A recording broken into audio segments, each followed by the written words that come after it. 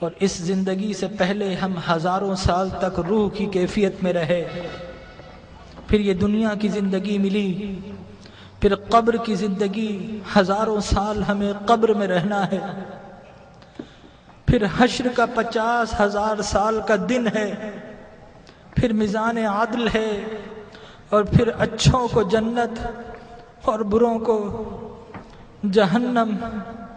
یہ انسانی زندگی کے مراحل ہیں، لیکن انسان کا المیہ یہ ہے کہ انسانی زندگی کا وہ گھر جو سب سے مختصر گھر ہے، انسان نے اسی زندگی کو اپنا سب کچھ سمجھ لیا ہے۔ ہم اس زندگی کے لیے گھر چھوڑنا پڑے تو گھر چھوڑتے ہیں، شہر چھوڑنا پڑے تو شہر چھوڑ دیتے ہیں، وطن چھوڑنا پڑے تو وطن چھوڑ دیتے ہیں، والدین کو چھوڑ دیتے ہیں، اولاد کو چھوڑ دیتے ہیں کہ یہ زندگی اچھی ہو جائے۔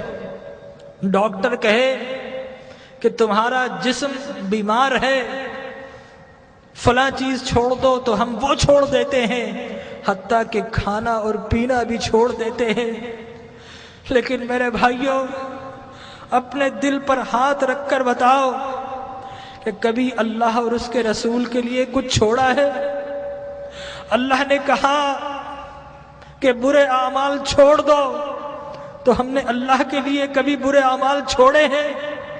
اس کے رسول کی محبت کی خاطر کچھ چھوڑا ہے؟ ارے فقط ایک آنکھ جانے کا خطرہ ہو تو ہم ڈاکٹر کے پاس ساری جمع پونجی دے دیتے ہیں، ڈاکٹر کو پیش کر دیتے ہیں، اور وہ رب کہ جس نے بغیر کچھ لیے آنکھ دی، ناک دیا، کان دیے، جسم و جاں دیے، گھر بار دیے، عزت و آبرو دی، جس نے مال و دولت دیا، کیا ہم نے اس رب کی بارگاہ میں کبھی کچھ پیش کیا ہے؟ اپنے دل پر ہاتھ رکھ کر بتائیے، کبھی رات نیند کو قربان کر کے کبھی اس رب کی بارگاہ میں کچھ سجدے پیش کیے ہیں؟ کبھی اس رب کی خاطر آنسو بہائے ہیں؟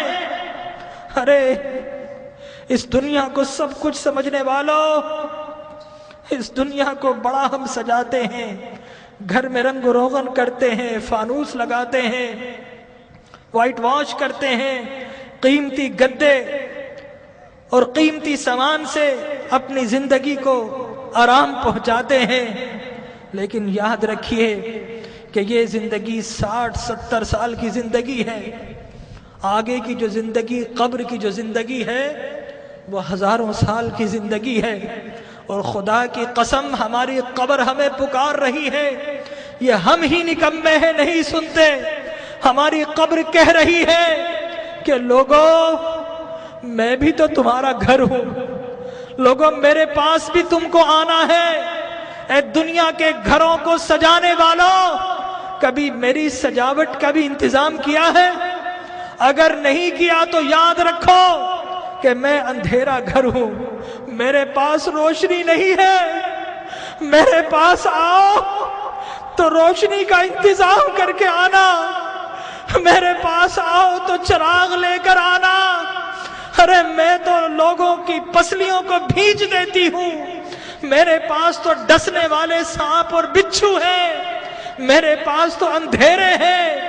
ہماری قبر پکار رہی ہے کہ لوگوں میرے پاس تو سنگریزے ہیں، میرے پاس تو تعفن ہے، پیپ ہے، پس ہے، میرے پاس آؤ تو انتظام کر کے آنا، خالی ہاتھ آئے تو پھر بڑا پچھتاؤ گے، میرے پاس آؤ تو ایک اعمال کا دیا ہاتھ میں لے کر آنا۔ لیکن ہمارا المیہ یہ ہے کہ ہم قبر کی پکار سننے کو تیار نہیں ہیں۔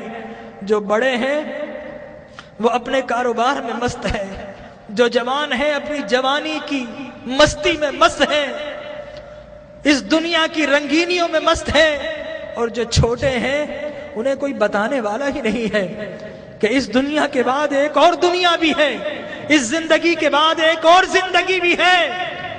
بتائیے اگر آپ سے کوئی کہے کہ دیوار کے پیچھے کوئی گن لے کر کھڑا ہے تو آپ جائیں گے؟ اگر کوئی کہے آپ سے کہ اس جہاز میں مت بیٹھو یہ کریش ہونے والا ہے، آپ کبھی نہیں بیٹھیں گے، الٹ ہو جائیں گے۔ تو وہ موت کہ جس کا کوئی انکار نہیں کر سکتا، کیا ہمیں اس موت کے لیے الٹ نہیں ہونا چاہیے؟ ہمارے نبی نے بتایا کہ لوگوں، جو کچھ میں جانتا ہوں اگر تمہیں معلوم ہو جائے تو تم ہنسنا چھوڑ دو، تم رونا شروع کر دو، ہنسنا چھوڑ دو۔ لوگوں، جو کچھ میں دیکھ رہا ہوں اگر تم دیکھ لو تو تم شہروں کو چھوڑ دو اور جنگلوں میں دوڑ پڑو۔ تو آج کی رات ہمیں اپنے رب کو منانا ہے۔ ہم بہت ہنس لیے ہیں، آج کی رات تو کچھ آنسو بہا لیجئے، اپنے رب کو منا لیجئے۔ ارے اللہ کے انبیاء کو دیکھیے، یحییٰ علیہ السلام بچے ہیں، 6-7 سال کے ہیں، زارو قطار روتے تھے، بے ہوش ہو جایا کرتے تھے۔ ایک روز اپنے گھر سے نکل گئے، غاروں میں چلے گئے، ماں باپ ڈھونڈ رہے ہیں، لوگوں سے پوچھتے ہیں 7-8 سال کا بچہ ہے، کسی نے دیکھا؟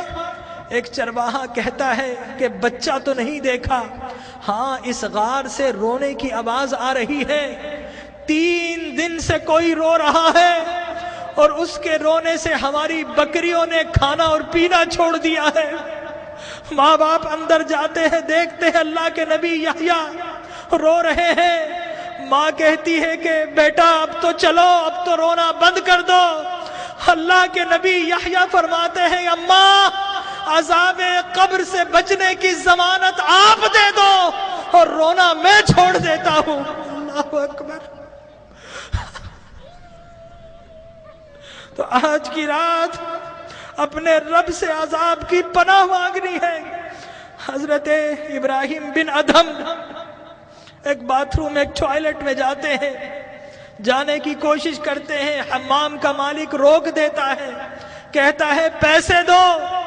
حضرت ابراہیم بن ادھم رونا شروع کر دیتے ہیں اور کہتے ہیں کہ یہ لیٹرین جو شیطان کی جگہ ہے، یہاں پر جب بغیر پیسے کے نہیں جا سکتا، ارے اللہ کی وہ جنت جو انبیاء اور اولیاء کے رہنے کی جگہ ہے، وہاں اعمال کے بغیر کیسے جاؤں گا؟ تو آج اعمال کا چراغ لے لیجئے۔ اللہ تبارک و تعالی ہماری حاضری کو قبول فرمائے۔ اپنی محرومیوں کو یاد کیجئے، اپنی بیماری